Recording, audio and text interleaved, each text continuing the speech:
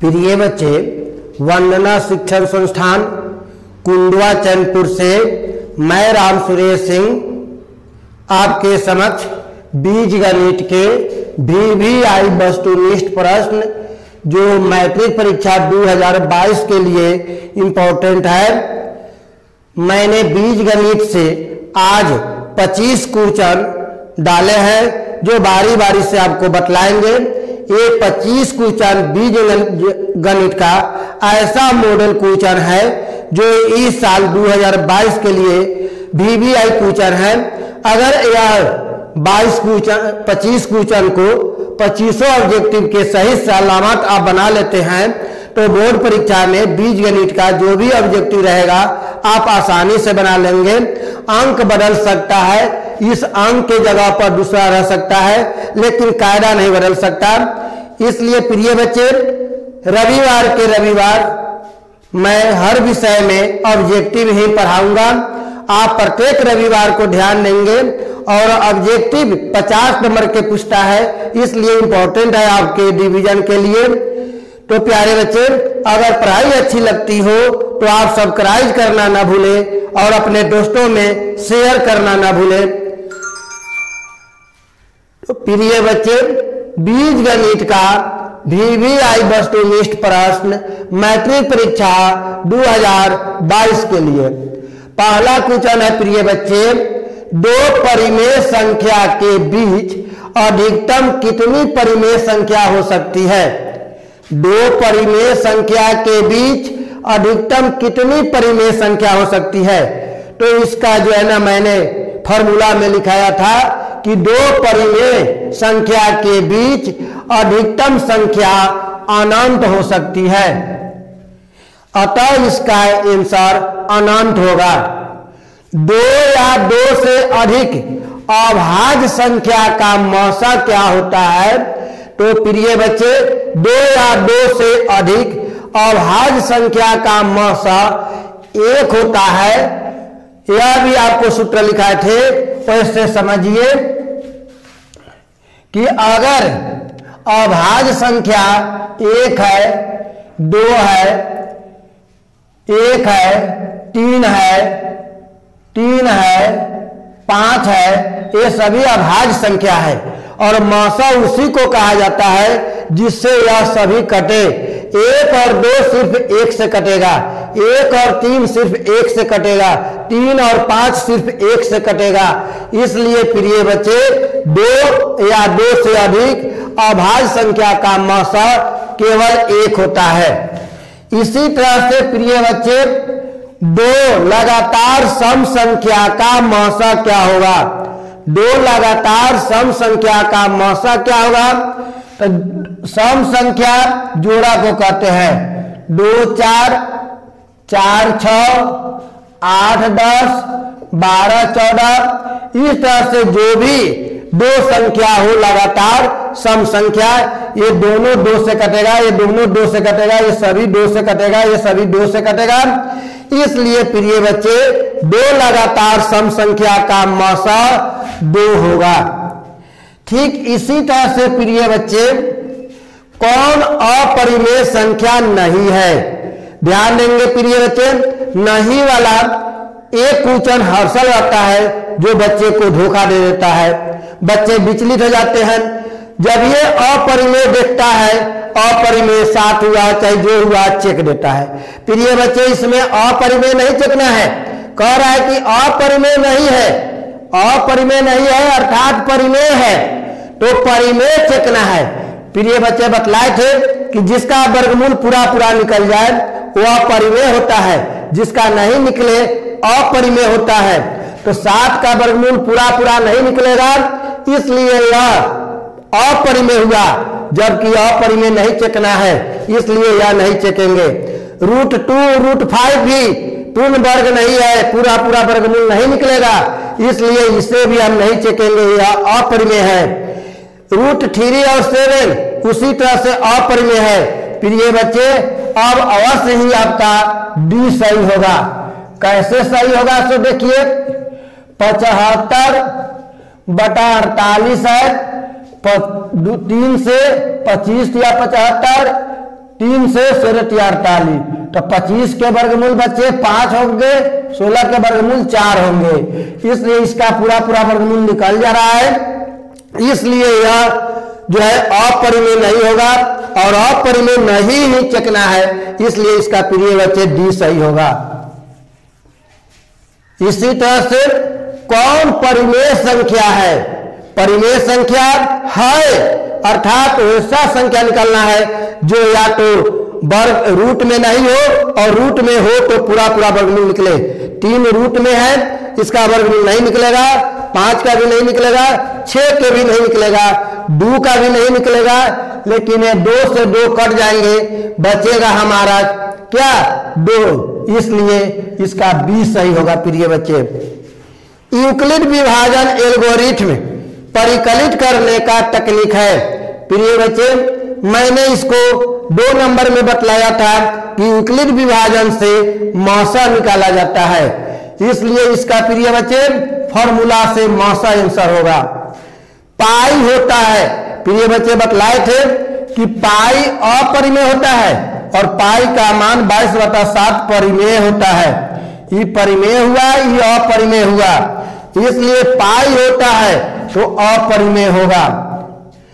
इसी तरह से प्रिय बच्चे बिंदु √2 माइनस √2 किस पाद में होगा?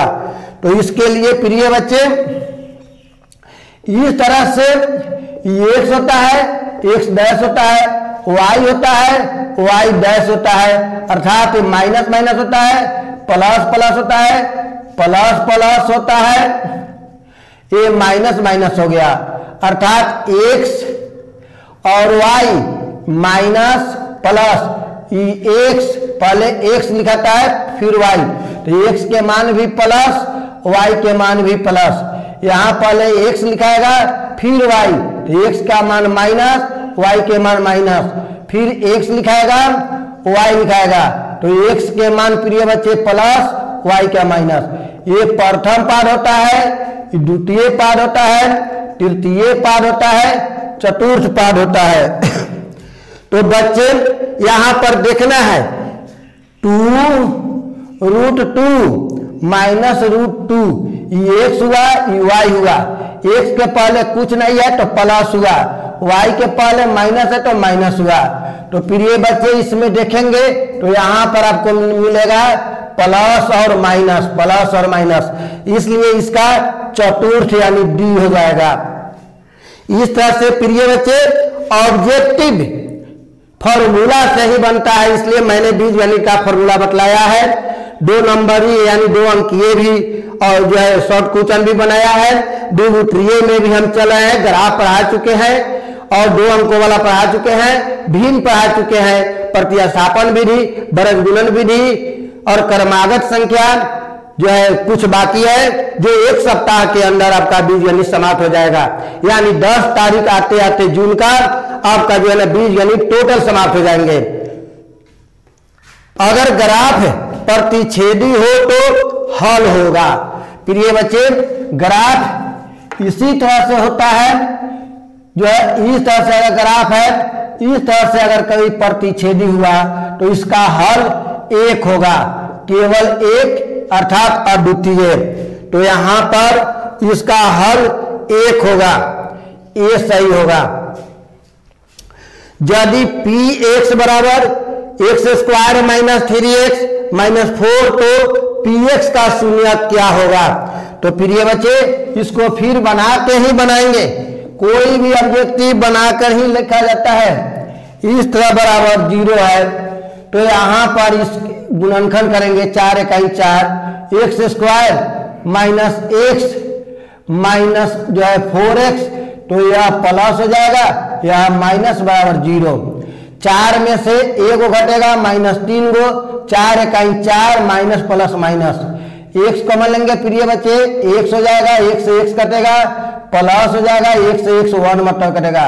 यहाँ प्रिय बच्चे -4 लेंगे तो -4 x कटेगा, माइनस माइनस प्लस होगा, 4 इकाई 4 होगा, x - 4 बराबर 0, x + 1 बराबर 0, x बराबर -4, x बराबर 4। तो प्रिय बच्चे इसमें पी एक्स का मान पूछ रहा है तो 1 होगा माइनस और -4, वैसे शून्य -1 और 4 होगा। -1 नहीं है, दोनों रह सकता है, लेकिन 4 है तो इसका बी सही होगा। दो संख्या a और 18 का लसा 36 मसा 2 है तो a का मान क्या होगा? प्रिय बच्चे, सभी ऑब्जेक्टिव सूत्र से ही बनता है। आप जो है इसमें पूछ रहा है a का मान क्या होगा, तो a प्रथम संख्या है, ये द्वितीय संख्या है, लसा है, मसा है। सूत्र आपको पढ़ाए हैं बच्चे, प्रथम संख्या बराबर मसा गुने लसा बटा दूसरा संख्या। तो मसा इसमें दिया है 2, लसा दिया है 36 और एक संख्या दूसरी संख्या दिया है 18। 18 दूना 36, 2 दूना 4। प्रिय बच्चे, अगर सूत्र पर आप बनाते हैं, सूत्र याद है तो आपका आंसर जो आएगा वो फटाफट यहाँ पर आपको मिल जाएगा। तो यहाँ मेरा 4 आया तो सी सही होगा। प्रिय बच्चे, अंजादी झटहा चेकने से कुछ नहीं होगा, जितना आप सूत्र पर बैठाकर बनाएंगे 100 यूनिट होगा, यानी 50 ऑब्जेक्टिव में 50 ऑब्जेक्टिव होगा। अगर पूरे गणित के आप ऑब्जेक्टिव पढ़ लेंगे तो आप चेक सकते हैं। तो ऑब्जेक्टिव के लिए ध्यान देंगे, हर रविवार ऑब्जेक्टिव लेकर आपके समक्ष वंदना शिक्षण संस्थान से राम सुरेश सिंह उपस्थित रहेंगे। और आपको अगर अच्छा लगता है तो सब्सक्राइब करना ना भूलें, ताकि आपका चैनल कार्यरत रहे। प्रिय बच्चे, अब यहाँ 12 में है द्विघात समीकरण होगा यदि शून्यकों का जोड़फल -3 और गुणनफल 2 है। तो प्रिय बच्चे, द्विघात समीकरण होता है x² minus alpha plus beta, यानी मूलों का योग x प्लस अल्फा गुने बीटा बराबर 0। प्रिय बच्चे, x² देंगे, अल्फा प्लस बीटा यानी जोगफल दे रहा है -3 x प्लस अल्फा गुने बीटा का मान 2 बराबर 0। x² माइनस माइनस प्लस 3 इकाई 3x प्लस 2। प्रिय बच्चे, जब हमने सूत्र से बनाया तुम भी इसी तरह से सूत्र से बना लोगे तो इस 4 ऑप्शन में एक अवश्य मिलेगा। x² plus 3x, x² plus 3x plus 2, पहला ऑप्शन ही हमारा मिल गया। x² माइनस 3x, यहाँ पर जो है ना सभी आपको गलत है, और यहाँ पर हमारा ऑप्शन मिला x² प्लस 3x प्लस 2, इसलिए प्रिय बच्चे मेरा ए ऑप्शन सही है। इस तरह से आज 25 बना रहे हैं, फिर अगले रविवार को ऑब्जेक्टिव के लिए आप देखते रहेंगे इस जो है ऑनलाइन पढ़ाई को, वंदना शिक्षण संस्थान को।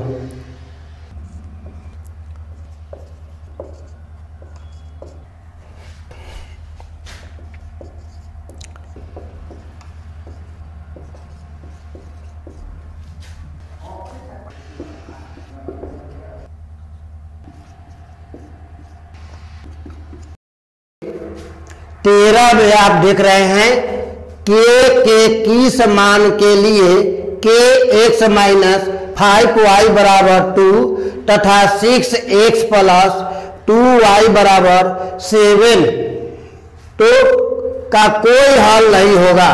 कोई हल के लिए बच्चे सूत्र होता है a1 बटा a2 बराबर b1 बटा b2 बराबर नहीं c1 बटा c2। तो इस पर हम बनाएंगे k हुआ k बटा यहाँ पर 6 बराबर -5 बटा यहाँ पर 2 और फिर बराबर 2 बटा 7। तो इस दोनों के लेते हैं तो k का मान नहीं निकलेगा, इसलिए यहाँ पर 2 इकाई 2k -5 गुने 6, इसलिए k बराबर -5 गुने 6 बटा 2 से कटेगा 3, 5 तिहाई 15 -15 हुआ।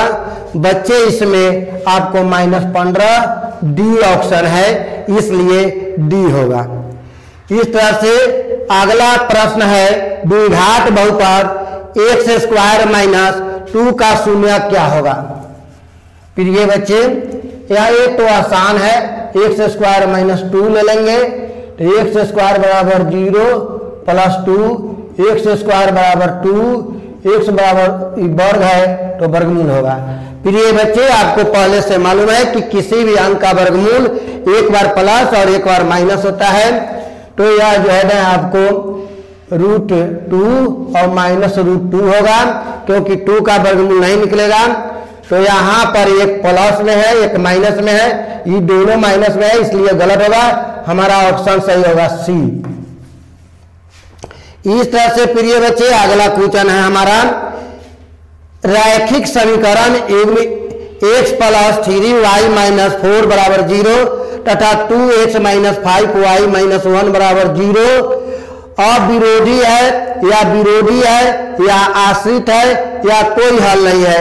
तो प्रिय बच्चे यहाँ पर 1 है तो 1 बटा फिर a1 हो गया, a1 बटा a2 बराबर फिर b1 बटा b2। अगर ये दोनों अगर बराबर नहीं है, अगर बराबर हो जाता तो अगला देखते, बराबर नहीं है तो एक हो गया सूत्र हमारा a1 बटा a2 बराबर नहीं b1 बटा b2। अतः ऐसा समीकरण पर आता है, ऐसा सूत्र पर आता है, इस शर्त पर आता है तो वह जो है ना विरोधी होता है, यह जो है अविरोधी होगा, अर्थात यह एक बिंदु पर कटेगा जिसका हल 1 होगा। प्रिय बच्चे अब आगे 16 कर रहा है, के किस मान के लिए समीकरण इतना का मूल वास्तविक और असमान होगा।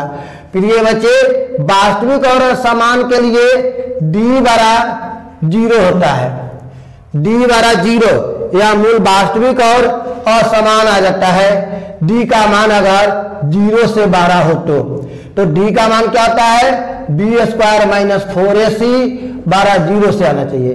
प्रिय बच्चे इसमें b होता है, a होता है, k होगा, b होगा 4, c होगा 1, तो b के जगह पर 4k², 4 a के जगह पर k, c के जगह पर 1, 12 का चिन्ह 0, 4 चौका 16, यही हो गया 4 इकाई 4k बराबर 0। हमारा जो है इस ऑप्शन में नहीं है तो फिर आगे बढ़ेंगे, 4 कॉमन ले लेंगे, 4 से 16 कटेगा 4 मतलब ये k हो गया बड़ा 0, 4 माइनस k बड़ा 0 बटा 4 कट के 4 माइनस k बड़ा 0। अभी भी एक ऑप्शन हमारा नहीं है तो आगे बढ़ाएंगे, 4 ये माइनस है तो उधर जाके प्लस हो जाएगा k, यानी 4 जो है k से बड़ा, यानी k का मान जो है यह माइनस है तो प्लस हो जाएगा, तो k जो का मान 4 से 12, 4 जो है k से 12 है तो 4 k से 12 है हमारा k का मान, तो हमारा b सही होगा।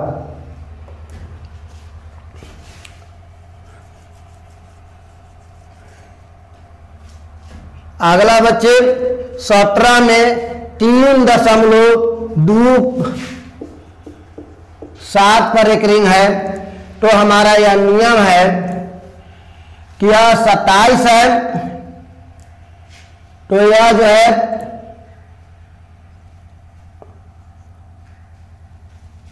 27 होगा। अब बटा 1 पर एक रिंग है और यहाँ जो है ना 2 है तो 1 अंक पर 0 है तो 1 पर 0 आ जाएगा। यानी हमको देखना है कि आप प्राकृत संख्या क्या है। रेकरिंग का अर्थ होता है बच्चे बार बार आना, तो जो पूर्णावृत्ति होती है तो वह जो है ना आपको परिवेश संख्या हो जाता है, जो बार बार कटता है।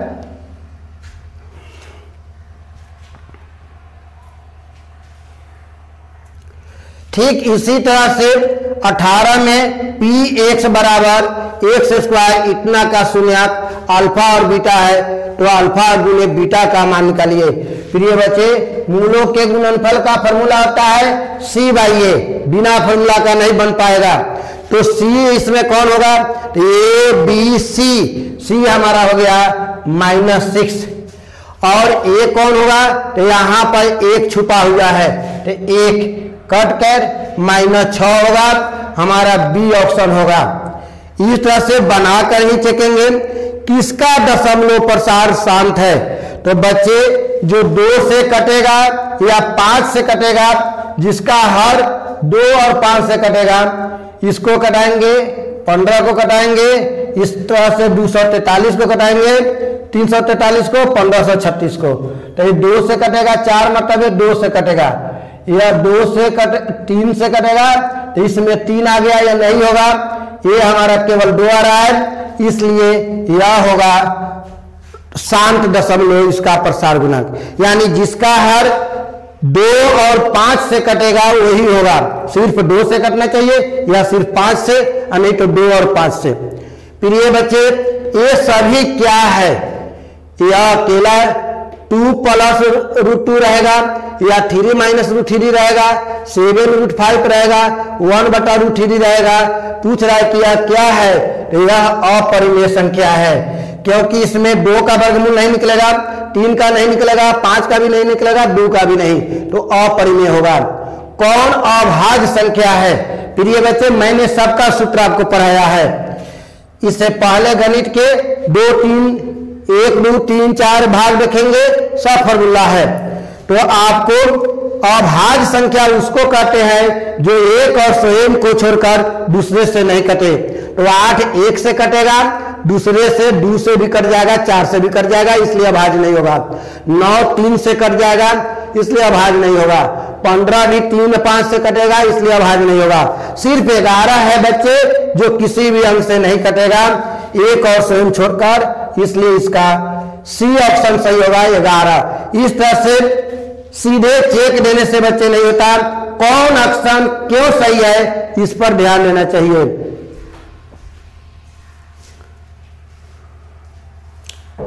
बच्चे, 2 संख्याओं का गुणनफल अगर 1200 है तो मौसा 15 है, तो लौसा क्या होगा? तो आपको मालूम है प्यारे बच्चे, हमने बतलाया था कि लौसा बराबर प्रथम संख्या गुने दूसरी संख्या बटा मौसा। प्यारे बच्चे, इसमें गुना करने की जरूरत नहीं है, हमारा गुना दे चुका है। यह पूछना मेरे लिए और आसान है, और मौसा दिया है 15। प्यारे बच्चे, 15 × 20 है, 1 0 हो गया, 80 हुआ। इसका आंसर कहीं ना कहीं 80 होगा, अर्थात बी ऑप्शन है, बी ऑप्शन 80 सही हो जाएगा। x² - 3 का शून्य क्या होगा? तो जिस तरह से हमने बनाया आपका ऊपर यहाँ 14 को, उसी तरह से ए भी होगा। x² = 0, x² = 3, x √√3, तो एक बार या माइनस, एक बार प्लस। तो देखेंगे एक बार माइनस एक बार प्लस का है, तो एक बार यह जो है ना प्लस, एक बार माइनस, बी ऑप्शन है।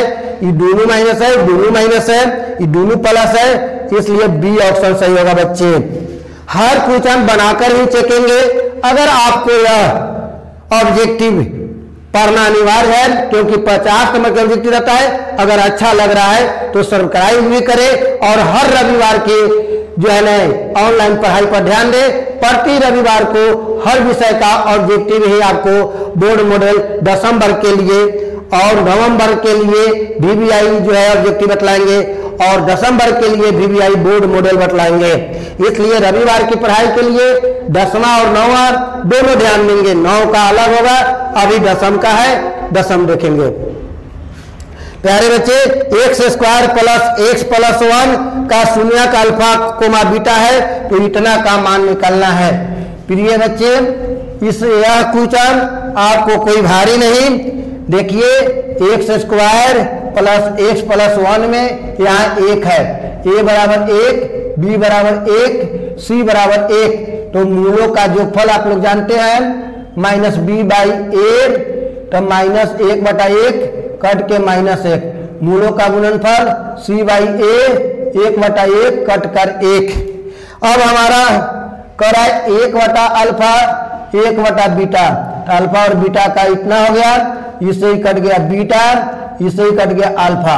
तो मूलों का जो गया है -1, मूलों का गुणनफल आया 1, कट के आंसर देख, आंसर कहीं ना कहीं -1 होगा। ए ऑप्शन ही सही है, तो ए पर लगाएंगे।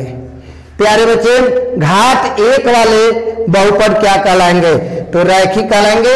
ये भी आपका पढ़ाया हुआ है, ऑब्जेक्टिव में गणित के भाग 1 2 देखेंगे, सब मिलेगा।